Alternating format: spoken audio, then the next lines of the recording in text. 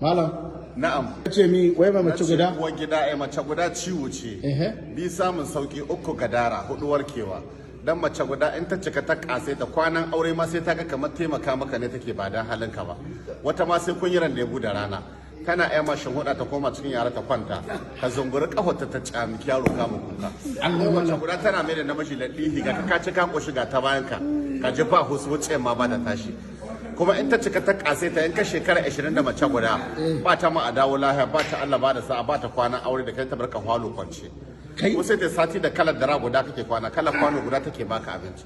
kuma in ta ga horta ma diyan take aikowa ku je baban naji mutsun baban kwazo ku dauki abinci ku kai mashi kuma ka shekara 20 da mace guda in ka ce zaka ƙara aure sai an samu yan uba sun kewa ka gidan tururuwa sau uku sannan a roki gafara wurin uwar gida ta yi shawara da diyanta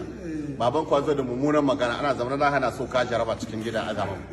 ita ko in ta cika ta kase ta can hwaka take sai ta ga arzikin da Allah ba kama dan ka aure ta ne ka arziki a da maciyacin ka yanzu ko dalilin ta ne Allah ma albarka kai in ka rabu ta kamar ciyaciya za kai kuma in ta cika ta koshi sai ta ga ita ke hakuri da kai ba kai ke hakuri da ita ba zaman kaddara zaman diya zaman bakin ciki mace guda tana isa ma tension dare guda a rabu da kai 12 dare majalisa ka zo gida ta gama bakan magana ka haɗe zuciya ka bar mata duniya kawai sa muka ce da ka je makabarta ka iska kabari ɗibgegi ya cika tulun ƙasa na mai mace guda ne ita ke sa mai tension dare guda bakin ciki ya kashe shi